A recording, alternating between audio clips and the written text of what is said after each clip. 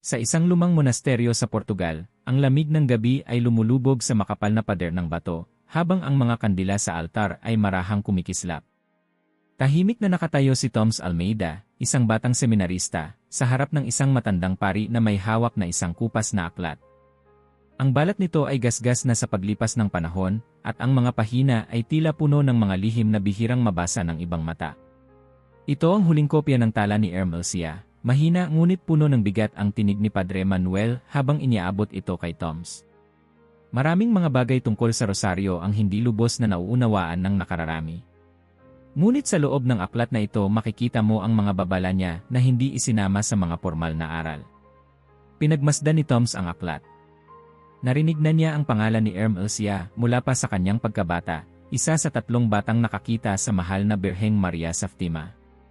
Ngunit ngayon, habang hawak niya ang lumang talaan, naramdaman niyang ito ay higit pa sa isang piraso ng kasaysayan. Bakit ako, Padre? Tanong niya, may bahagyang pag-aalinlangan sa kanyang tinig. Ngumiti si Padre Manuel, isang ngiti na tila nagsasabing alam niya ang sagot, ngunit hindi pa oras upang ipaliwanag. Dahil ikaw ang pinili. Tahimik na bumukas ang pinto ng silid-aklatan, naghatid ng kaunting ihip ng hangin na nagpahina sa ningas ng kandila. Bumaling si Toms pabalik sa aklat at dahan-dahang binuksan ang unang pahina. Ang tinta ay bahagyang kumupas, ngunit malinaw pa ring mabasa ang unang pangungusap. Ang rosaryo ay hindi isang anting-anting. Hindi ito isang palamuti. Hindi ito isang bagay na basta dinadala. Ito ay isang sandata ng panalangin na may kapangyarihang baguhin ang puso ng tao. Suminghap si Toms. Alam niyang malalim ang ituturo nito, ngunit hindi niya inaasahang ang unang pangungusap pa lamang ay magpapatigil na sa kanya. Napansin iyon ni Padre Manuel. Maraming tao ang hindi nauunawaan ang tunay na layunin ng rosaryo, anya.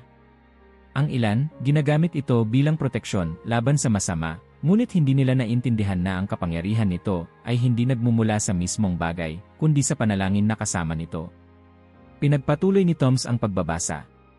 Kung gagamitin mo ang rosaryo na parang isang anting-anting, mawawala ang bisa nito.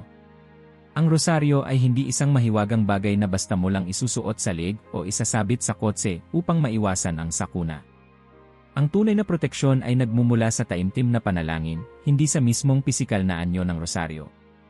Nakapagtataka. Marami siyang kakilala, mga kaibigan, kamag-anak, maging mga deboto sa simbahan, na ginagawa eksakto ang sinasabi sa talaan. May mga nagdadala ng rosaryo sa kanilang bulsa, nakasabit sa kanilang rearview mirror, o inilalagay sa ilalim ng unan sa paniniwalang magdadala ito ng swerte at proteksyon. Napatingin siya kay Padre Manuel. Ibig sabihin, marami sa atin ang gumagamit ng rosaryo sa maling paraan. Tumango ang pari. At hindi lang iyon ang maling kaugalian na ipinaliwanag ni Ermelcia. Marami pa. Sa puntong iyon, naramdaman ni Toms ang isang kakaibang pakiramdam sa kanyang dibdib, isang halo ng kaba at pananabik. Kung ito ang unang aral, ano pa kaya ang mga susunod na babala? Lumagapak ang isang bukas na bintana dahil sa malakas na bugso ng hangin. Nagkatinginan sila ni Padre Manuel. Ang mga kandila sa paligid ay bahagyang umilaw ng mas maliwanag, na para bang may kung anong presensya sa loob ng silid. Tahimik na isinara ni Toms ang aklat at nilingon ang pari. Handa ka na bang malaman ang susunod? Tanong ni Padre Manuel. Saglit na hindi nakasagot si Toms, ngunit sa huli, tumango siya. Handa na ako. Matapos ang gabing iyon sa monasteryo, hindi na nawaglit sa isipan ni Toms ang mga unang salitang nabasa niya sa talaan ni Ermelcia. Para bang isang malaking pinto ang nabuksan sa kanyang isipan, isang pinto tungo sa mga katotohanang hindi pa niya lubos na nauunawaan. Kinabukasan, bumalik siya sa silid-aklatan kung saan naghihintay si Padre Manuel. Alam kong marami kang tanong, sabi ng matandang pari habang inilalagay ang isang tasa ng tsaa sa mesa. Kaya bago ka magpatuloy sa pagbabasa, marahil ay dapat mong marinig ang ilan sa aking mga natutunan sa mahabang taon ng paglilingkod. Umupo si Toms at muling binuksan ang talaan. Sa pangalawang pahina, isang linya ang agad na tumalon sa kanyang paningin. Marami ang nakalimot na ang rosaryo ay hindi lamang isang panalangin, kundi isang paglalakbay papunta sa puso ng Diyos. Napakunot si Toms. Ano ang ibig sabihin nito, Padre? Humigop muna ng tsaa ang pari bago sumagot. Maraming nagsasabi na sila'y mga deboto ng rosaryo, ngunit kakaunti lamang ang tunay na nakakaunawa ng kahulugan nito. Alam mo ba kung paano ito unang ginamit ng ating mga ninuno? Bilang isang panalangin, sagot ni Toms. Hindi lang iyon, sagot ni Padre Manuel. Noong unang panahon, ang rosaryo ay itinuturing na isang sagradong pagninilay. Hindi lang basta inuulit ang mga panalangin, ito ay isang paraan ng pagpapalalim ng espiritualidad, isang pagkonekta sa mga misteryo ng buhay ni Kristo. Tumango si Toms at sinimulang basahin muli ang talaan. Ang rosaryo ay hindi isang simpleng ritual. Ito ay isang sagradong kasangkapan na magdadala sa atin sa mas malalim na unawa sa buhay at sakripisyo ni Kristo. Ngunit sa paglipas ng panahon, maraming tao ang itinuring itong isa na lamang mekanikal na gawain, isang obligasyong kailangang matapos sa lalong madaling panahon. Nagbuntong hininga si Toms. Totoo ito. Sa maraming pagkakataon, nakita niyang may mga nagdarasal ng rosaryo nang walang pagninilay, walang tunay na pakikiisa sa Diyos. Para bang nagiging isang checklist na lang ito ng mga dasal, isang gawain na dapat tapusin. Marahil, ito ang dahilan kung bakit maraming tao ang hindi nakakaranas ng totoong kapangyarihan ng rosaryo, bulong niya. Eksakto, sagot ni Padre Manuel. Nawawala ang mistisismo nito dahil iniisip ng karamihan na sapat nang ulitin ang mga panalangin. Hindi nila nauunawaan na ang bawat Hail Mary, Our Father, at Glory Be ay may malalim na kahulugan. Dahan-dahang isinara ni Toms ang talaan at tumingin sa pari. May paraan pa bang maibalik ang tunay na espiritualidad ng rosaryo? Ngumiti si Padre Manuel sa kabumanggit ng isang pangalan. Si Donna Marisa. Isang matandang babae mula sa kabilang bayan. Matagal na niyang ginagamit ang rosaryo bilang isang paraan ng malalim na pagninilay. Kung gusto mong matutunan kung paano ito gawin ng tama, dapat mo siyang kausapin. Tumango si Toms.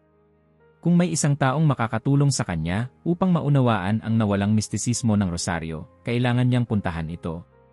Madilim na nang marating niya ang maliit na bahay ni Donna Marisa. Ang kanyang bahay ay nakatayo sa gilid ng isang burol, nakapalibot sa kanya ang mga matandang puno ng oliba. Sa pagkatok niya sa pinto, isang mahina ngunit malinaw na tinig ang narinig niya mula sa loob. Sino yan? Ako po si Toms Almeida.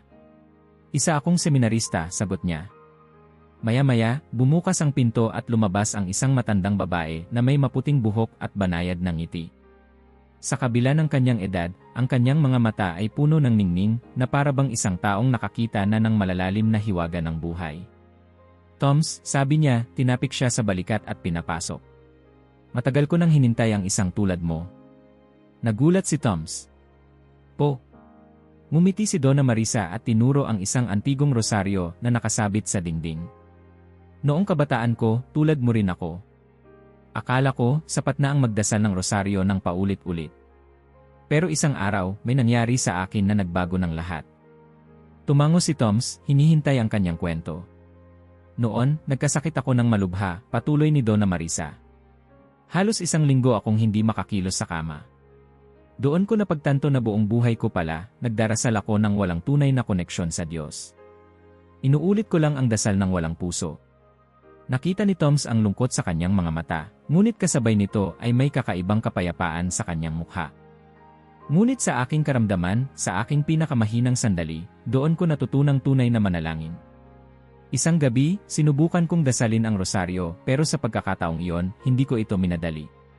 Dahan-dahan kong binigkas ang bawat salita, ninamnam ang bawat misteryo, at narinig ko ang Diyos na sumagot sa akin sa katahimikan ng aking puso.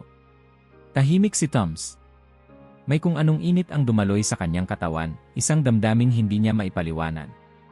Tandaan mo ito, Hijo, wika ni Donna Marisa.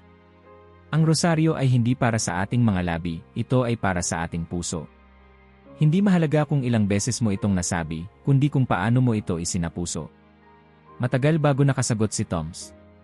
Para bang isang lihim na nakatago sa mahabang panahon ang biglang naunawaan niya. Sa gabing iyon, nagtagal pa siya sa bahay ni Donna Marisa, pinag-uusapan ang mas malalim na kahulugan ng rosaryo. Sa unang pagkakataon sa kanyang buhay, naramdaman niyang hindi na lang ito isang panalangin, kundi isang paraan upang tunay na makipag-usap sa Diyos. Habang pauwi siya, dinala niya sa kanyang puso ang natutunan mula sa matandang babae. Napagtanto niyang hindi lang siya basta bumabasa ng isang lumang talaan, kundi isinusulat niya mismo ang kanyang sariling kabanata sa kwento ng pananampalataya.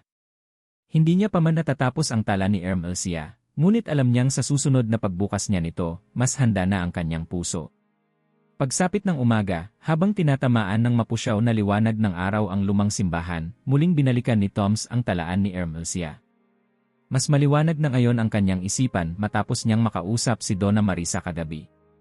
Subalit sa kanyang pagbabasa, isang bagong linya ang agad na humuli sa kanyang pansin. Maraming tao ang hindi nauunawaan ang tunay na halaga ng rosaryo. Sa halip na gamitin ito bilang isang landas papalapit sa Diyos, ginagawa nila itong isang anting-anting laban sa kasamaan. Ngunit ang rosaryo ay hindi isang proteksyon na parang bato o agimat, ito ay isang panalangin na dapat may kasamang pananampalataya at taimtim na pagninilay.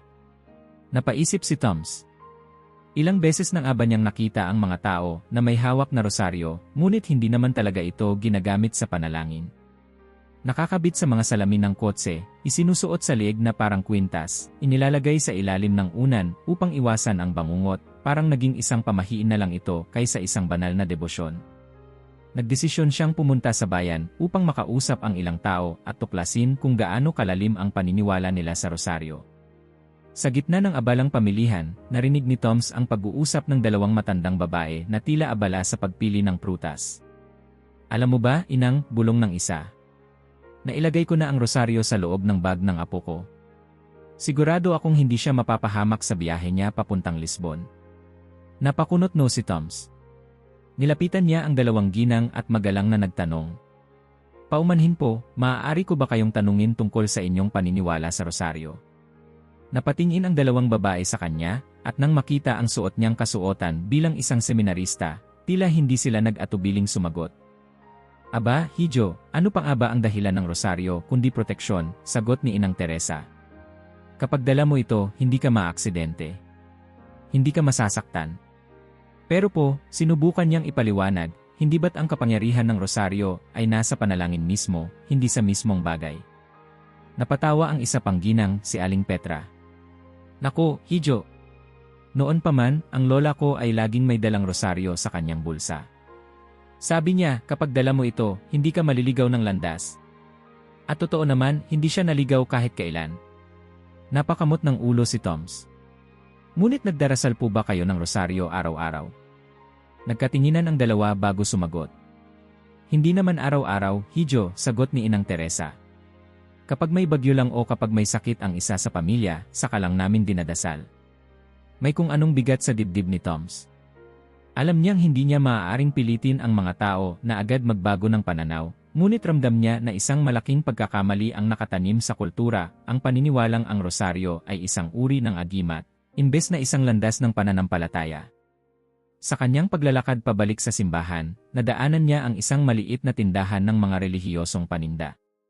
Sa loob, isang lalaking nasa edad 40 ang abala sa pagbebenta ng mga rosaryo, estampita, at iba't ibang mga medalya. Nilapitan niya ito at tinanong, marami po bang bumibili ng rosaryo rito? Naman, sagot ng tindero. Lalo na kapag may paparating na bagyo o kapag may problema sa pamilya. Sinasabi nila, kapag inilagay mo ito sa harap ng bahay, hindi ka tatamaan ng malas. Napailing si Toms. Ngunit paano kung hindi lang basta bitbitin? Paano kung ipanalangin ito ng buong puso? Natahimik ang tindero sa kanapangiti. Kung ganyan ang iniisip mo, Hijo, bibihira ang katulad mo. May kung anong lungkot ang bumalot kay Toms. Napagtanto niyang maraming tao ang nagmamay-ari ng rosaryo, ngunit hindi ito ginagamit sa tamang paraan. Kinagabihan, sa silid aklatan ng monasteryo, tahimik na nagbasa si Toms sa ilalim ng mahihinang ilaw ng kandila. Sa kanyang harapan ay ang tala ni Ermelcia, at sa bawat salitang binabasa niya, mas lumilinaw ang kanyang misyon. Ang tunay na lakas ng rosaryo ay hindi nasa material nito, kundi sa taimtim na dasal. Kung walang pananampalataya, ang rosaryo ay isa lamang piraso ng kahoy at bakal. Ngunit kapag dinasal ito ng may malalim na pananalig, ito ay nagiging isang pintuan patungo sa Diyos. Napatingala si Tom sa kisem. Iniisip niya kung ilang tao ang hindi nakakaalam ng katotohanan ito. Ilang pamilya ang nag-aakalang sapat ng isabit ang rosaryo sa pinto upang maging protektado. Ilang tao ang gumagamit nito bilang isang simbolo ng relihiyon, ngunit hindi naman ito ipinapanalangin ng may tunay na debosyon. Nagising siya sa kanyang pag-isip nang biglang bumukas ang pinto. Pumasok si Padre Manuel na may hawak na isang antigong rosaryo. May gusto akong ipakita sa'yo, sabi ng matandang pari. Iniabot niya ito kay Toms, at nang hawakan niya ito, pakiramdam niya ay may kakaibang enerhiya ang bagay na yon. Ito ang rosaryo ni Ermelcia, paliwanag ni Padre Manuel. Isang banal na bagay, ngunit walang kapangyarihan kung wala ang panalangin. Hinawakan ito ni Toms ng mas mahigpit, at sa sandaling iyon, naramdaman niyang may misyon siyang kailangang tuparin, ang ibalik ang tunay na kahulugan ng rosaryo sa mundo. Madaling araw pa lang, ngunit gising na si Toms. Hindi siya makatulog matapos ang kanyang napagtanto tungkol sa maling paggamit ng rosaryo. Nais niyang malaman kung bakit maraming tao ang nagdarasal nito nang walang pagninilay at pagmamahal, kung bakit ito nagiging isang ritual lamang na kailangang tapusin sa lalong madaling panahon imbes na isang malalim na pagninilay. Habang naglalakad siya patungo sa simbahan, nadaanan niya ang grupo ng matatandang babae na nagdadasal ng rosaryo sa harap ng altar ng mahal na birhen. Napansin niya ang bilis ng kanilang pagsasalita, halos hindi na mabigkas ng buo ang bawat Hail Mary bago lumipat sa susunod.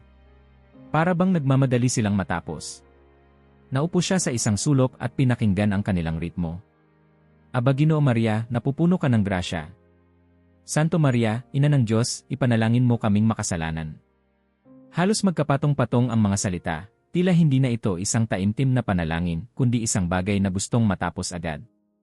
Nais niyang intindihin ang dahilan kaya't matapos ang panalangin, lumapit siya sa isa sa kanila, isang matandang babae na may hawak na isang antigong rosaryo. Magandang umaga po, inang, magalang niyang bati. Napalingon ang ginang sa kanya at mumiti. Aba, Hijo. Seminarista ka ba? Tumango si Toms. Gusto ko lang po sanang itanong bakit po kayo nagdarasal ng rosaryo ng ganoon kabilis. Bahagyang nagulat ang matanda. Bakit mo naman natanong, Hijo? Napansin ko po kasi na parang minamadali niyo ang panalangin. Ang rosaryo po ba ay isang bagay na dapat tapusin agad? Natawa ang matanda at umiling. Hijo, hindi naman namin sinasadya. Ganoon na talaga kami magdasal mula pa noon. Maraming gawain sa bahay, maraming responsibilidad, kaya kailangan naming matapos agad. Napaisip si Toms. Iyon na ba ang dahilan? O baka nasanay na lang ang mga tao na magdasal ng mabilis dahil iniisip nilang mas mahalaga ang dami ng dasal kaysa sa lalim ng kanilang pagninilay. Nagpatuloy siya sa kanyang paglalakad at nadaanan ang isang kapilyang tahimik at walang tao. Pumasok siya, naupo sa isa sa mga bangko, at kinuha ang kanyang sariling rosaryo. Sinubukan niyang dasalin ito ng dahan-dahan, ninanamnam ang bawat salita. Aba Ginoo Maria, napupuno ka ng grasya. Hindi nagtagal, naramdaman niyang may nagbago sa kanyang puso. Mas lumalim ang kanyang pag-unawa sa bawat dasal. Hindi ito isang bagay na inuulit lamang, ito ay isang pagninilay sa buhay ni Kristo. Napapikit siya. Sa kanyang isipan, naisip niya si Jesus sa hardin ng Getsemani, nagdarasal, pinapawisan ng dugo, naghahanda sa kanyang sakripisyo. Sa bawat dasal ng rosaryo, mararamdaman natin ang kanyang sakit, ang kanyang pagmamahal, ang kanyang sakripisyo para sa atin. Bakit ito minamadali ng mga tao? Pagbalik niya sa monasteryo, muli niyang binuksan ang tala ni Ermelcia. Sa sumunod na pahina, nabasa niya ang mga salitang tila isinulat para mismo sa kanya. Ang rosaryo ay hindi isang checklist na kailangang matapos. Ito ay isang pagninilay sa buhay ni Kristo. Kung ito'y minamadali, nawawala ang diwa ng panalangin. Mas mainam ang isang mabagal at puspos na rosaryo kaysa sa 1,000 dasal na hindi nagmumula sa puso. Lumalim ang kanyang paghinga. Tama si Ermelcia. Maya-maya, dumating si Padre Manuel. Mukhang may bumabagabag sa'yo, wika nito habang naupo sa tabi niya. Bakit po minamadali ng tao ang panalangin, Padre? Tanong ni Toms. Hindi po ba dapat itong maging isang malalim na koneksyon sa Diyos? Napangiti ang matandang pari. Iyan ang isa sa pinakamalaking pagkakamali ng maraming deboto. Ngunit hindi natin sila masisisi, Hijo. Minsan, ang mga tao ay tinuturuan lamang na dasalin ang rosaryo, ngunit hindi na ipapaliwanag sa kanila kung bakit ito ginagawa. Pero paano po natin sila matutulungan? Sandaling natahimik si Padre Manuel bago sumagot. Kailangan nilang maranasan ito mismo. Kailangang ipakita natin sa kanila na ang rosaryo ay hindi isang simpleng ritual. Ito ay isang paglalakbay kasama si Kristo. Sa sandaling iyon, alam ni Toms ang kanyang susunod na hakbang. Kinabukasan, pumunta siya sa isang grupo ng mga kabataan sa simbahan. Kilala niyang ang karamihan sa kanila ay hindi sanay magdasal ng rosaryo ng taimtim, kaya inimbitahan niya silang lumahok sa isang maliit na espiritual na pagsasanay.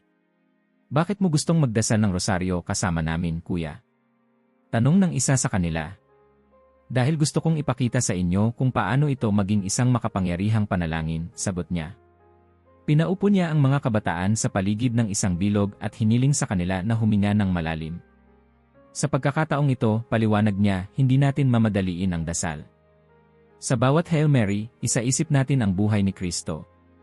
Sa unang dekada, ipinikit ng mga kabataan ang kanilang mga mata at nagsimula silang dasalin ang rosaryo ng mabagal at taimtim. Sa bawat Hail Mary, iniisip nila ang mahal na Birheng Maria habang hawak niya si Jesus sa kanyang mga bisig. Sa bawat Our Father, nadarama nila ang sakripisyo ni Kristo sa krus. Sa pagtatapos ng panalangin, may ilan sa kanila ang lumuha. Hindi ko pa naranasan ito dati, sabi ng isang dalagita. Para bang ngayon ko lang naintindihan kung bakit mahalaga ang rosaryo. Ngumiti si Toms. Sa unang pagkakataon, alam niyang may isang pagbabago ang nagsimula, hindi lang sa kanila, kundi pati sa kanya mismo. Maya-maya, isang pamilyar na tinig ang narinig niya mula sa likuran. Magandang gabi, Hijo. Paglingon niya, nakita niya si Donna Marisa, nakangiti at hawak ang kanyang lumang rosaryo. Narinig ko ang iyong ginawa, Anya. At ikinagagalak kong may isang kabataang tulad mo na handang ibalik ang tunay na kahulugan ng panalangin. Tahimik na tinanggap ni Toms ang papuri, ngunit alam niyang malayo pa ang kanyang misyon. Sa tala ni Elsia, marami pang aral ang naghihintay sa kanya. Habang lumulubog ang araw sa abot tanaw, alam niyang ito pa lamang ang simula. Mataas na ang araw nang magising si Toms sa kanyang maliit na silid sa monasteryo. Ang mga nakaraang araw ay puno ng mga bagong kaalaman, ngunit alam niyang marami pa siyang dapat matutunan mula sa tala ni Elsia. Binuksan niya ito at agad siyang napatigil sa isang pangungusap na tila bumagsak sa kanyang dibdib na parang isang mabigat na bato. Huwag mong gamitin ang rosaryo para lamang sa iyong sarili. Ang tunay na panalangin ay hindi isang listahan ng kahilingan, kundi isang pagbubukas ng puso sa Diyos at isang pagsuko sa kanyang kalooban. Napakurap si Toms. Ilang beses na rin niyang nakita ang ganitong ugali sa simbahan, mga taong nagdarasal ng rosaryo, ngunit inuulit-ulit lamang ang kanilang personal na kahilingan. Panginoon, bigyan mo ako ng magandang trabaho. Panginoon, pagalingin mo ako. Panginoon, sana manalo ako sa loto. Muli siyang nakadama ng mabigat na katanungan sa kanyang puso. Mali ba ang humiling sa Diyos? Upang masagot ito, nagpasya siyang bumalik sa bayan at mag-usisa. Sa simbahan, nakita niya si Ginoo Santiago, isang negosyanteng kilala sa kanilang bayan. Napansin niyang nagdarasal ito ng rosaryo sa harap ng altar, ngunit nang lumapit siya, narinig niyang pabulong nitong sinasabi. Panginoon, sana'y manalo ang negosyo ko ngayong buwan. Hindi ko kakayanin kung malulugi ako. Gagawin ko ang lahat basta tulungan mo lang ako Tahimik na naghintay si Toms hanggang sa matapos ang panalangin ni Ginoo Santiago. Nang matapos ito, maingat siyang lumapit. Magandang umaga po, Ginoo, magalang niyang bati. Nagulat ito ngunit mumiti. Aba, Toms. Ano ang maitutulong ko sa iyo? Napansin ko po na madalas kayong nagdarasal ng rosaryo, wika niya. Ano po ang madalas ninyong ipanalangin? Ngumiti ang negosyante, tila hindi alintana ang tanong. Siyempre, ang negosyo ko. Mahalagang laging kasama ang Diyos sa bawat hakbang ng aking buhay. Kapag hindi ako nagdasal, parang nawawalan ako ng proteksyon. Nag-atubili si Toms bago muling nagsalita. Ngunit hindi po ba ang rosaryo ay hindi lamang tungkol sa ating mga kahilingan? Hindi po ba ito isang paraan ng pakikiisa sa buhay ni Kristo? Napakamot sa ulo si Ginoo Santiago. Hijo, ano bang masama kung humingi tayo sa Diyos? Hindi ba't sinabi niya mismo na humingi at kayo ay bibigyan? Napatigil si Toms. Totoo nga iyon, ngunit alam niyang may mas malalim pang kahulugan ang panalangin. Wala pong masama sa paghingi, sagot niya sa wakas. Pero hindi po ba mas mahalagang tanungin natin ang ating sarili, ano ang gusto ng Diyos para sa atin? Sa halip na sabihin natin, Panginoon, ito ang gusto ko, hindi po ba mas maganda kung sabihin natin, Panginoon, ano ang nais mo para sa akin? Tahimik na napaisip ang negosyante. Nagpatuloy si Tom sa kanyang paglalakad at nadaanan ang isang maliit na bahay kung saan nakatira si Aling Rosa, isang matandang babae na kilala sa kanilang bayan bilang isang masugid na deboto ng rosaryo. Palagi niyang nakikita ang matanda na nagdarasal sa harap ng kanyang altar. Dahan-dahan niyang kinatok ang pinto. "Aba, Toms. Pasok ka, Hijo," bati nito. Naupo siya sa isang lumang upuan habang pinagmamasdan ang altar ng matanda. Napansin niyang napakaraming estatwa ng mga santo at isang rosaryo na napakapudpod na sa katagalan ng paggamit. "Aling Rosa," simula niya, "gusto ko lang pong malaman ano po ang madalas ninyong ipanalangin sa rosaryo." Napangiti ang matanda. "Para sa aking mga anak at apo. Palagi akong humihiling sa Diyos na bigyan sila ng magandang buhay, ng kalusugan, ng kasaganahan. Ngunit kayo po, Aling Rosa. May hinihiling po ba kayo para sa inyong sarili?" Napahinto ang matanda. Parang noon lang niya naisip ang tanong. "Naku, Hijo, hindi ko pa yata na itanong sa Diyos kung ano ang kanyang nais para sa akin." May kakaibang pakiramdam na bumalot kay Toms. Unti-unti niyang nakikita ang isang karaniwang pagkakamali ng marami, madali tayong humingi sa Diyos, ngunit bihira nating itanong kung ano ang kanyang kalooban. Kinagabihan, bumalik si Tom sa monasteryo at muling binasa ang tala ni Ermelcia. Kapag ang rosaryo ay naging isang paraan upang makuha lamang natin ang ating mga nais, nawawala ang tunay na diwa nito. Ang panalangin ay hindi isang negosasyon sa Diyos. Ito ay isang pagsuko sa kanyang plano at isang pagpapalalim ng ating pananampalataya. Napapikit siya. Naalala niya ang kanyang sariling buhay, ilang beses na rin ba siyang humiling sa Diyos ng kung ano-anong bagay. Ngunit ilan ba sa kanyang panalangin ang tungkol sa pag-alam sa tunay na plano ng Diyos para sa kanya? Sa mga sumunod na araw, ipinagpatuloy ni Toms ang pakikipag-usap sa iba't ibang tao sa kanilang bayan. Natuklasan niyang karamihan sa kanila ay may parehong pananaw, ginagamit nila ang rosaryo bilang isang paraan ng paghingi sa Diyos. Ngunit bihira nilang tanungin kung paano sila makakatulong sa iba o kung paano nila mapapalalim ang kanilang pananampalataya. Isang gabi, habang nagdarasal sa harap ng altar sa monasteryo, isang linya mula sa ebanghelyo ang biglang pumasok sa kanyang isipan. "Huwag ninyong ipilit ang inyong sariling kagustuhan, kundi ang kalooban ng Diyos." Napatingin siya sa rosaryo na hawak niya. Ngayon, mas naintindihan niya na ang tunay na panalangin ay hindi lamang tungkol sa pagtanggap ng grasya, kundi sa pagiging bukas sa kung ano ang nais ng Diyos para sa atin. Nagdasal siya, ngunit sa pagkakataong ito, hindi siya humingi ng anuman para sa sarili. Sa halip, tahimik niyang sinabi, "Panginoon, ituro mo sa akin ang iyong kalooban." At sa sandaling iyon, sa lalim ng katahimikan, naramdaman niyang unti-unting bumibigat ang kanyang misyon. Hindi lang niya kailangang ipaalam sa mga tao ang kahalagahan ng rosaryo, kailangan niyang itama ang maling paraan ng paggamit nito. Alam niyang hindi magiging madali ang landas na kanyang tinatahak. Pero ngayon, handa na siyang sumunod. Madilim pa nang bumangon si Toms mula sa kanyang kama sa monasteryo. Hindi niya maalis sa isipan ang kanyang napagtanto tungkol sa rosaryo, ang paggamit nito bilang isang kasangkapan ng pansariling kahilingan imbes na isang malalim na pagninilay. Ngunit sa pagbuklat niya muli ng tala ni Ermelcia, isang bagong linya ang tila tumusok sa kanyang puso. Ang rosaryo ay hindi isang dasal na inuulit lamang ng bibig. Kapag binibigkas ito ng walang pagninilay, ito ay nagiging isang walang kabuluhang tunog, isang awitin na walang kaluluwa. Mas mabuti pang sabihin mo ng taimtim ang isang Ama namin, kaysa sa 1,000 Hail Mary na hindi mo nauunawaan. Napahinga ng malalim si Toms. Naalala niya kung gaano kadalas niyang narinig ang mga taong bumibigkas ng rosaryo, nang walang tunay na pagninilay, mabilis, walang emosyon, parang isang otomatikong kasanayan lamang. Sa paglabas niya ng kanyang silid, bumungad sa kanya si Padre Manuel, abala sa pag-aayos ng kanyang mga aklat sa may altar. Napansin siya nito at mumiti. "Parang may mabigat kang iniisip, Hijo," sabi ng pari. "Padre," nagsimula si Toms, "bakit po kaya maraming tao ang nagdarasal ng rosaryo nang walang tunay na damdamin? Inuulit nila ito, pero parang wala naman silang koneksyon sa Diyos."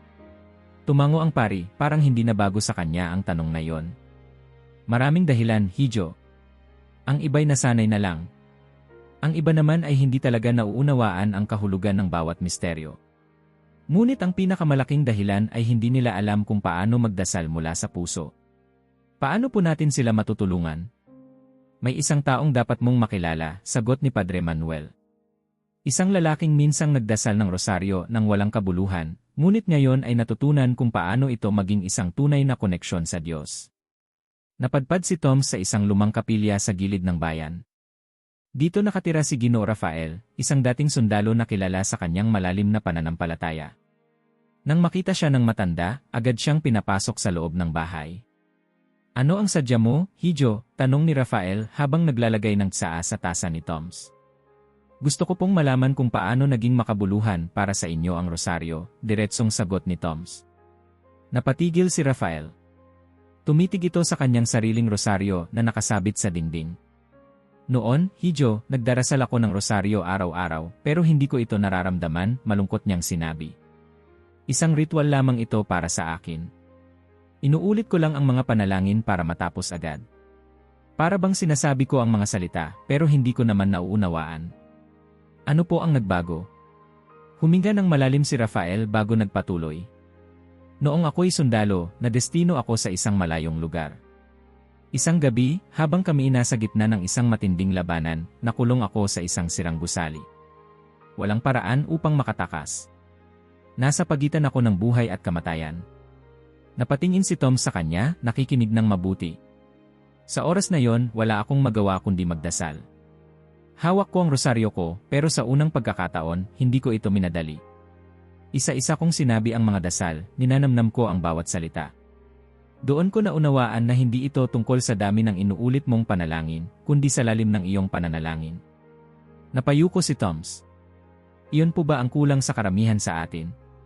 Tumango si Rafael. "Kapag nagdarasal tayo ng rosaryo, hindi ito dapat parang isang otomatikong pagbigkas ng mga salita. Dapat, sa bawat Hail Mary, isinasabuhay natin ang misteryo ng rosaryo. Ang bawat Glory Be ay dapat nagpapalakas sa ating pananampalataya. Kapag ginagawa natin ito ng walang puso, nagiging walang laman ang ating panalangin." Sa kanyang pagbabalik sa monasteryo, nagdesisyon si Toms na subukan ang sinabi ni Rafael. Sa gabing iyon, dinala niya ang kanyang rosaryo sa maliit na hardin sa likod ng simbahan at naupo sa ilalim ng puno. Ipinikit niya ang kanyang mga mata at sinimulan ang unang dekada. "Aba Ginoo Maria, napupuno ka ng grasya." Sa halip na ulitin ito ng mekanikal, iniisip niya ang eksenang inilalarawan ng misteryo, ang Anghel Gabriel na bumati kay Maria, ang kanyang kababaang loob, ang kanyang pagtanggap sa kalooban ng Diyos. Sa bawat dasal, tila mas lumalalim ang kanyang pagkakaunawa. Para bang hindi na lang siya basta bumibigkas ng mga salita, para bang talagang nararamdaman niya ang presensya ng Diyos. At doon niya napagtanto ang isang mahalagang bagay. Ang tunay na dasal ay hindi tungkol sa dami ng salitang sinasabi, kundi sa lalim ng pusong nakikinig. Kinabukasan, bumalik siya sa simbahan at nakita ang grupo ng matatandang babaeng nagdarasal ng rosaryo. Katulad ng dati, mabilis at walang pagninilay ang kanilang pagbigkas ng panalangin. Ngunit sa pagkakataong ito, lumapit siya sa kanila. "Mga inang," magalang niyang sabi, "maaari po ba akong sumali sa inyong pananalangin?" Nagkatinginan ang mga ginang, bahagyang nagtataka, ngunit mumiti si Inang Teresa. "Siyempre, Hijo. Mas marami, mas maganda." Ngunit bago sila magsimula, may iminungkahi si Toms. "Ngayong umaga," sabi niya, "subukan po nating dasalin ang rosaryo ng may tunay na pagninilay. Sa bawat dekada, alalahanin po natin ang buhay ni Kristo." Bagamat nag-aatubili, pumayag ang mga matanda. Sa unang dekada, ipinikit nila ang kanilang mga mata at iniisip ang unang misteryo, ang Anghel Gabriel na bumati kay Maria. Sa pangalawang dekada, inalala nila ang pagbisita ni Maria kay Santa Isabel. Sa pagtatapos ng rosaryo, may ilan sa kanila ang lumuluha. "Narinig ko siya, mahina ngunit may galak na," sabi ni Aling Petra. "Sa unang pagkakataon, naramdaman kong totoo ang aking dasal." Ngumiti si Toms. Nagsisimula nang magbago ang lahat. Habang siya ay nag-iisa sa silid-aklatan ng monasteryo kinagabihan, muli niyang binasa ang tala ni Ermelcia. Kung ang rosaryo ay inuulit lamang ng walang puso, ito ay tulad ng isang kampana na walang tunog, isang awitin na hindi kumikilos sa kaluluwa. Ngunit kapag ito ay sinambit ng may pagninilay, ito ay nagiging isang hagdan patungo sa Diyos.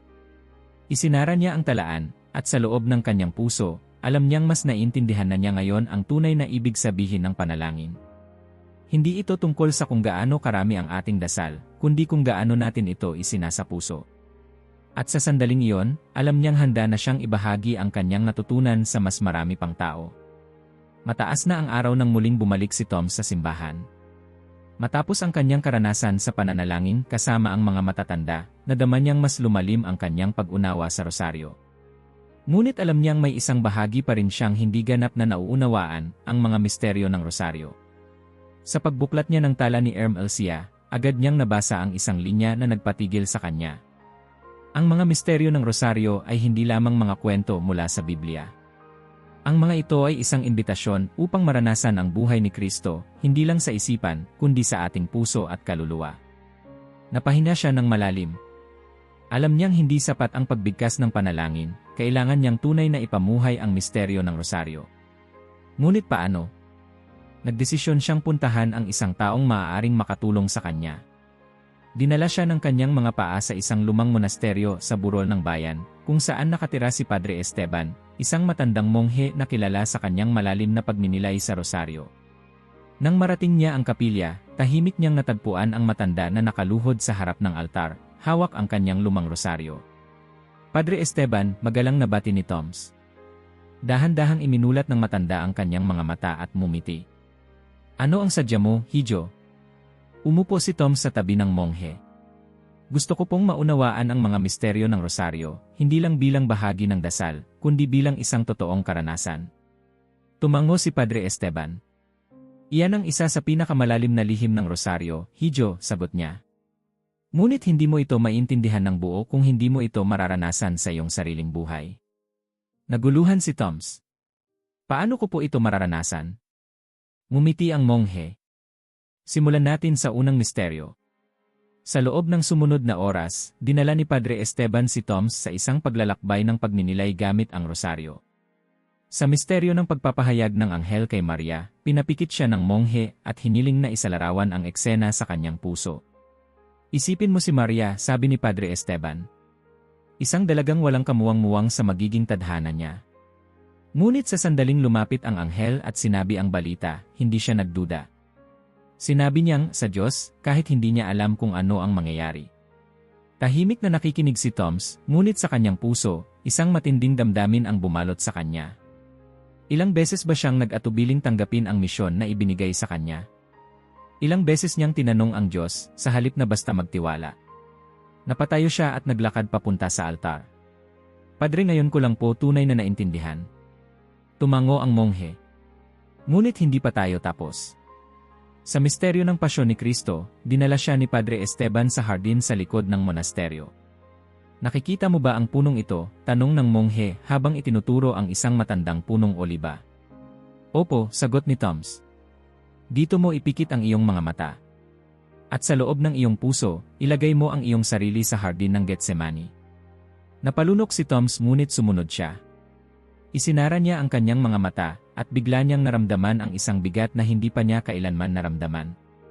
Nakita niya sa kanyang isipan si Kristo, nakaluhod sa lupa, pinapawisan ng dugo, habang nagdarasal sa Ama.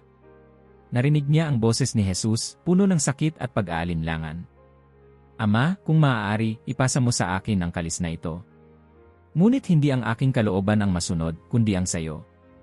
Napasinghat si Toms at napahawak sa kanyang dibdib. Ramdam niya ang takot, ang pagdududa, ang sakit, hindi lang mula kay Jesus, kundi sa kanyang sarili rin. Ito ang misteryo ng pasyon, marahang sabi ni Padre Esteban. Hindi lang ito isang kwento. Ito ay isang paanyaya upang makibahagi sa sakit ni Kristo. Bumukas ang kanyang mga mata. Panginoon, mahina niyang bulong. Ngayon ko lang po tunay na naunawaan. Sa buong araw, pinag-aralan ni Toms ang bawat misteryo, ang saya ng mga misteryong maligaya, ang sakripisyo ng mga misteryong hapis, ang tagumpay ng mga misteryong maluwalhati, at ang liwanag ng mga misteryong luminos. Sa bawat isa, hindi niya lang ito basta inisip, kundi naramdaman niya ito sa kanyang puso. Hindi na lamang ito kwento mula sa Biblia. Ito ay naging isang buhay na karanasan sa kanyang pananampalataya. Nang sumapit ang gabi, bumalik siya sa monasteryo na may kakaibang kapayapaan sa kanyang puso. Muli niyang binasa ang tala ni Erm Elsia. Ang rosaryo ay hindi lang isang panalangin, ito ay isang paglalakbay kasama ni Kristo. Kapag pinagnilayan mo ang bawat misteryo, mararamdaman mo ang kanyang buhay sa iyo mismo. At sa sandaling iyon, hindi mo na lamang siya babasahin, kundi siya mismo ang iyong mararanasan. Napapikit siya at tahimik na nagdasal. Ngayon, hindi na niya simpleng inuulit ang rosaryo. Ngayon, isinasabuhay niya ito. At sa sandaling iyon, alam niyang hindi na siya kailanman magiging katulad ng dati. Madaling araw pa lang, ngunit gising na si Toms. Nakaupo siya sa loob ng silid-aklatan ng monasteryo, muling nakatitig sa tala ni Ermelsia. Sa bawat kabanatang kanyang binabasa, lalo niyang nauunawaan ang lalim ng rosaryo, ngunit ngayong umaga, isang bagong katanungan ang bumabagabag sa kanya. Ang rosaryo ay hindi maaaring palitan ang banal na misa. Sapagkat habang ang rosaryo ay isang daan patungo kay Kristo, ang Eukaristya ang mismong presensya niya. Ang sinumang nagdarasal ng rosaryo, ngunit hindi binibigyang halaga ang misa ay nawawalan ng mahalagang biyaya. Napaisip si Toms. Napansin niyang marami sa mga nakilala niya kamakailan, mga matatandang babae sa simbahan, si Ginoo Santiago, at maging si Aling Rosa, ay taimtim na nagdarasal ng rosaryo, ngunit bihirang dumalo sa misa. Bakit nga ba? May mga tao bang iniisip na sapat na ang rosaryo at hindi na nila kailangang dumalo sa Eukaristya? Upang masagot ang kanyang tanong, nagpasya siyang puntahan ang isang taong maaaring makatulong sa kanya. Sa umagang iyon, bumisita siya sa bahay ni Aling Clara, isang may edad ng ginang na kilala sa kanilang bayan bilang isang masugid na deboto ng rosaryo. Palagi niya itong nakikitang nagdarasal, ngunit halos hindi niya ito nakikitang pumapasok sa simbahan tuwing linggo. Pagdating niya sa bahay ng matanda, maingat siyang kumatok. Maya-maya, bumukas ang pinto at lumabas si Aling Clara, may hawak pa ring rosaryo sa kanyang kamay. "Toms, anong sadya mo, Hijo?" Ngumiti siya at magalang na sumagot. "Gusto ko po sanang makipag-usap tungkol sa rosaryo." Napangiti si Aling Clara. "Aba, tamang-tama. Halika't samahan mo ako habang nagdarasal ako." Pumasok sila sa maliit na sala ng bahay, kung saan may isang altar na puno ng kandila at larawan ng mahal na birhen. Habang nagdarasal sila, napansin ni Toms na kahit taimtim si Aling Clara sa kanyang rosaryo, tila isang bagay ang kulang. Para bang inuulit niya ito nang walang koneksyon sa misa. Pagkatapos ng panalangin, magalang na nagtanong si Toms. "Aling Clara, napansin ko po na napakalalim ng debosyon ninyo sa rosaryo. Pero po bakit bihira ko po kayong makita sa simbahan tuwing linggo?" Napatingin ang matanda sa kanya. "Hijo, mahalaga sa akin ang rosaryo. Pakiramdam ko, kapag nagdarasal ako nito, para ko na ring nakakasama si Kristo." Ngunit may pag-aalinlangan sa kanyang tinig. Napansin ito ni Toms. "Pero hindi po ba ang Eukaristya ang pinakadirektang paraan upang makasama natin si Kristo?" tanong niya ng maingat. Napayuko si Aling Clara. "Hijo, matagal ko nang hindi naiintindihan ang misa. Pakiramdam ko, mas madali akong nakakapagdasal kapag nag-iisa ako sa bahay. Minsan, ang mga ritual sa simbahan ay masyadong mahaba at hindi ko palaging nauunawaan ang sinasabi ng pari." Napatango si Toms. Alam niyang hindi lang si Aling Clara ang may ganitong pananaw, marami ang nag-isip na sapat na ang rosaryo bilang kanilang pangunahing anyo ng pagsamba. Ngunit naalala niya ang nabasa sa tala ni Ermelsia. Ang rosaryo ay isang paraan upang pagnilayan ang buhay ni Kristo, ngunit ang Eukaristya ay ang mismong presensya niya sa ating piling. Kapag pinaghiwalay natin ang dalawa, nawawala ang pinakamahalagang bahagi ng ating pananampalataya. Aling Clara, mahinahong sabi ni Toms, mahalaga po ang rosaryo, ngunit ito ay isang paghahanda lamang. Ang pinakadulo ng ating pananampalataya ay ang misa, ang tunay na presensya ni Kristo sa Eukaristya. Sa tuwing tayo'y dumadalo sa misa, hindi lang natin siya ipinagdarasal, kundi tinatanggap natin siya sa ating puso. Tahimik na nakinig si Aling Clara. "Pero Hijo, paano ko maipaglalapit ang rosaryo at ang misa?" Ngumiti si Toms. "Sa pamamagitan ng pagpapalalim ng iyong pagkaunawa sa misa. Alam po ba niyo na ang bawat bahagi ng rosaryo ay may koneksyon sa Eukaristya?" Naguluhan ang matanda. "Ano ang ibig mong sabihin?" Sa sumunod na oras, ipinaliwanag ni Toms kay Aling Clara kung paano ang bawat misteryo ng rosaryo ay nagdadala sa atin patungo sa misa.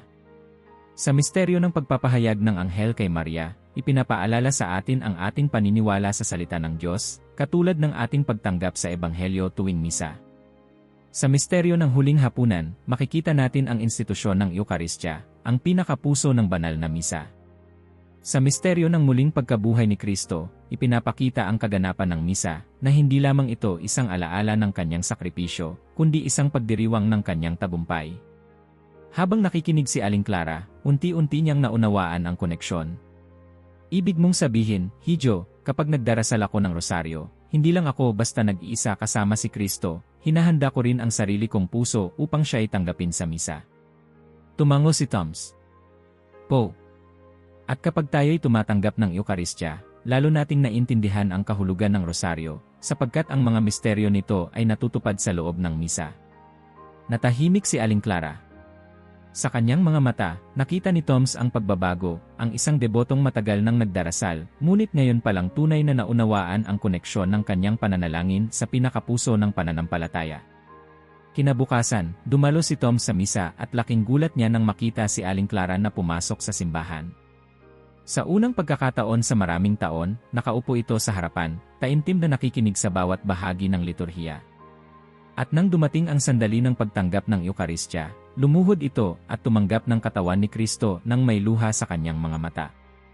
Pagkatapos ng misa, lumapit si Aling Clara kay Toms at mahigpit siyang niyakap. Maraming salamat, Hijo. Ngayon, naiintindihan ko na hindi sapat ang rosaryo kung hindi ko rin tunay na tinatanggap si Kristo sa banal na misa. Napangiti si Toms. Alam niyang isa na namang mahalagang aral ang kanyang natutunan at naibahagi sa iba. Habang naglalakad siya palabas ng simbahan, muli niyang binuksan ang tala ni Ermelcia at nabasa ang huling pangungusap sa pahina. Sa bawat dasal ng rosaryo, isinasabuhay natin ang misteryo ni Kristo. Ngunit sa bawat misa, nakikibahagi tayo sa kanyang tunay na presensya. Ang isa ay hindi maaaring ihiwalay sa isa. Sapagkat kung tunay nating mahal si Kristo, hahanapin natin siya, hindi lang sa panalangin, kundi sa banal na sakramento. At sa sandaling iyon, alam niyang hindi na niya kailanman makikita ang rosaryo at ang misa bilang dalawang magkaibang bagay, sapagkat ito ay isa, patungo sa Diyos. Sa mga nagdaang linggo, ramdam ni Toms ang malaking pagbabago sa kanyang pananampalataya. Ang bawat bahagi ng rosaryo, mula sa mga misteryo nito hanggang sa kaugnayan nito sa misa, ay naging mas malinaw sa kanya. Ngunit kasabay nito, napansin din niyang marami pa rin sa kanilang bayan ang hindi lubos na nauunawaan ang kahalagahan ng panalangin. Nagbalik siya sa tala ni Ermelcia at binasa ang isang linya na tila tumawag sa kanyang kaluluwa. Kapag tunay nating naunawaan ang rosaryo, hindi natin ito mapapanatili lamang sa ating sarili. Ang biyaya ng panalangin ay dapat ipasa, upang mas marami ang magising sa katotohanan ng pananampalataya. Napaisip si Toms. Hindi sapat na siya lang ang nakakaunawa, kailangan niyang ibahagi ito sa iba. Sa hapon ng araw ding iyon, nagtipon siya ng isang maliit na grupo ng mga kabataan sa simbahan. Ito ay mga batang bihira nang dumalo sa misa, ngunit madalas niyang nakikitang nagdadala ng rosaryo bilang isang palamuti lamang sa kanilang leeg o kamay. Kuya Toms, tanong ng isa, bakit mo kami tinawag dito? Ngumiti si Toms. Dahil gusto kong ipakita sa inyo ang isang bagay na maaaring magpabago ng inyong pananampalataya. Nagkatinginan ang mga kabataan, halatang may halong pagdududa, ngunit nanaig ang kanilang kuryosidad. Marami sa atin ang may rosaryo, patuloy niya, ngunit ilan sa inyo ang tunay na naintindihan kung ano ang ibig sabihin nito. Tahimik ang grupo. Sa wakas, isang dalagita ang nagtaas ng kamay. Ako po, kuya, nagdarasal naman ako ng rosaryo pero minsan hindi ko na alam kung bakit. Tumango si Toms.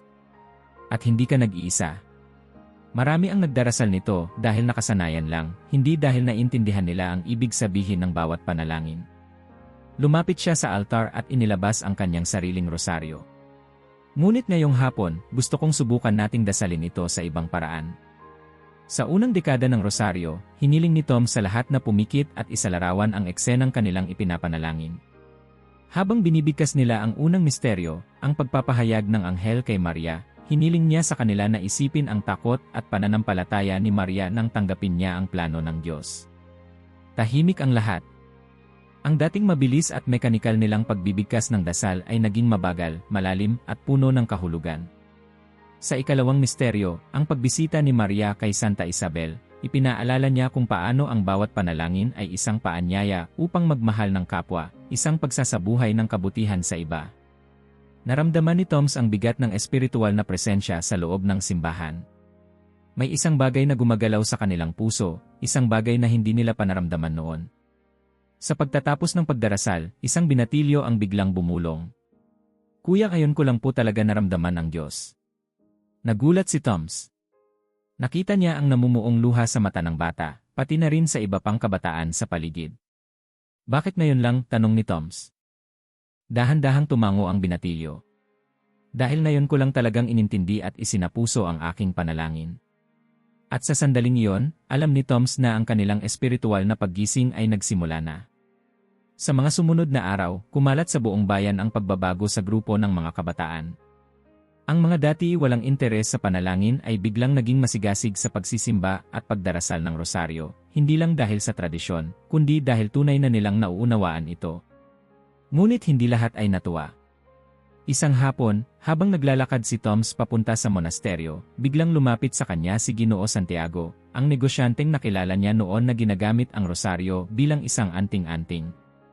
Aba, Hijo, may halong pag-aalinlangan sa tinig ng matanda, bakit mo pinapalitan ang tradisyon? Napakunot no si Toms. Ano po ang ibig niyong sabihin, Ginoo? Ang mga tao rito ay sanay ng magdasal ng rosaryo sa kanilang paraan, sagot nito. Bakit mo sila tinuturuan ng kakaiba? Nag-isip si Toms ng saglit bago sumagot. Hindi ko po sila tinuturuan ng bago, Ginoo. Ibinabalik ko lang po ang totoong kahulugan ng rosaryo, ang pagiging isang daan patungo sa Diyos, hindi isang ritual na walang saysay. Tahimik ang matanda. At kung tayo po ay matagal nang nagdarasal ng rosaryo, dagdag ni Toms, hindi po ba't mas maganda kung ating sinusuri kung ito ba'y tunay na nagbabago sa ating buhay? Hindi sumagot si Ginoo Santiago, ngunit nakita ni Toms ang kaunting pag-aalinlangan sa kanyang mga mata. Isang senyales na marahil, sa kaloob-looban nito, naramdaman din niya ang katotohanan ng kanyang mga salita. Kinagabihan, bumalik si Tom sa kanyang silid at binuksan muli ang tala ni Ermelsia. Ang espiritual na paggising ay hindi isang bagay na basta dumarating. Ito ay isang desisyon, isang pagpili upang buksan ang puso sa katotohanan ng Diyos. Ngunit sa sandaling maranasan mo ito, hindi mo nagugustuhing bumalik sa dating buhay. Napapikit si Toms at napangiti. Alam niyang hindi lang siya ang nagising, kundi ang buong bayan. Sa katahimikan ng gabi, muling kinuha ni Toms ang kanyang rosaryo. Ngunit ngayong gabi, hindi niya lang ito dinasal, isinabuhay niya ito sa bawat tibok ng kanyang puso. At sa sandaling iyon, alam niyang hindi na niya kailanman makikita ang kanyang pananampalataya sa parehong paraan gaya ng dati. Tahimik ang monasteryo ng gabing iyon. Ang malalaking kandila sa altar ay mahinang sumasayaw sa ihip ng hangin, at ang tunog ng mga kuliglig sa labas ay nagbibigay ng kakaibang katahimikan kay Toms. Hawak niya ang tala ni Ermelsia, ang dokumentong nagdala sa kanya sa isang espiritual na paglalakbay na hindi niya inasahan. Alam niyang ito na ang huling kabanata. Ngunit bago niya tuluyang isara ang talaan, nais niyang basahin ang huling pahina. Dahan-dahan niyang binuksan ito at natagpuan ang isang mensaheng tila isinulat para sa kanya. Ang rosaryo ay hindi lamang isang panalangin. Ito ay isang pangako, isang tipan sa Diyos na mamumuhay tayo ayon sa kanyang kalooban. Ngunit sa lahat ng maaaring gawin ng isang tao sa rosaryo, ang pinakamatinding pagkakamali ay ang hindi ipamuhay ang mga misteryong kanyang ipinapanalangin. Napatingin si Tom sa malayo. Hindi sapat na ipanalangin ang rosaryo, kailangan itong maging bahagi ng ating buhay. Sa loob ng mga linggong nakalipas, nakita niya kung paano nagbago ang pananampalataya ng mga tao sa kanilang bayan. Ang mga kabataan na dating walang interes sa panalangin ay ngayoy taimtim nang nagdarasal. Si Aling Clara, na dati hindi pinapansin ang misa, ay ngayon ay isa ng masugid na dumadalo. At si Ginoo Santiago, na minsang itinuring ang rosaryo bilang isang anting-anting, ay unti-unti nang nauunawaan ang tunay nitong halaga. Ngunit may isang tanong pa rin siyang hindi maalis sa kanyang isipan, ano na ngayon ang kanyang tungkulin? Kinabukasan, nagpasya siyang bumisita kay Padre Manuel upang humingi ng payo. Pagpasok niya sa silid ng pari, nakita niyang nakaupo ito sa isang lumang kahoy na silya, nagbabasa ng isang aklat. Nang makita siya nito, umiti ito at itinuro ang upuang kaharap nito. Napakagaan ng mukha mo ngayon, Hijo, sabi ni Padre Manuel. Ano ang iyong natuklasan? Huminga ng malalim si Toms. Padre, naintindihan ko na po kung ano ang sinasabi ni Ermelsia. Hindi sapat na ipanalangin natin ang rosaryo, kailangan nating ipamuhay ang mga misteryo nito. Tumango ang pari. At ano ang ibig sabihin nito para sa'yo? Napatigil si Toms. Hindi ko po alam. Pero pakiramdam ko, may mas malaki pang misyon ang naghihintay sa akin. Sandaling katahimikan ang bumalot sa pagitan nila bago muling nagsalita si Padre Manuel. Alam mo ba, Hijo, na sa bawat henerasyon, may mga taong tinatawag upang ipalaganap ang mensahe ng pananampalataya. Napaisip si Toms. Marahil, dugtong ng pari, ikaw ang isa sa kanila. Sa mga sumunod na araw, mas lalong lumalim ang pagninilay ni Toms. Alam niyang hindi niya maaaring itago sa kanyang sarili ang mga natutunan niya. Ang rosaryo ay hindi lamang dapat maging isang pribadong debosyon, ito ay isang daan upang ipalaganap ang mensahe ni Kristo sa buong mundo. Sa huling pagkakataon, binasa niya ang pinakahuling pangungusap sa tala ni Hermelsia. Ang tunay na deboto ng rosaryo ay hindi lamang nagdarasal, nagiging buhay na saksi ng pananampalataya. At sa huli, siya mismo ang nagiging sagot sa kanyang sariling panalangin. Sa sandaling iyon, alam na niya ang kanyang dapat gawin. Kinabukasan, isinara niya ang talaan at naglakbay patungo sa isang bagong misyon, hindi na lamang bilang isang seminarista, kundi bilang isang tagapagpalaganap ng tunay na kahulugan ng rosaryo.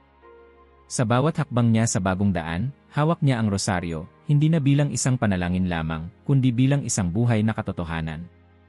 At sa puso niya, naramdaman niya ang isang hindi maipaliwanag na kapayapaan. Alam niyang natagpuan na niya ang kanyang landas. Salamat sa panonood hanggang dulo. I-type ang salitang rosaryo ng pananampalataya sa mga komento para malaman namin na natapos mo ang video. Huwag kalimutang mag-subscribe at ibahagi ito sa pamilya at mga kaibigan. Pagpalain ka ng Diyos.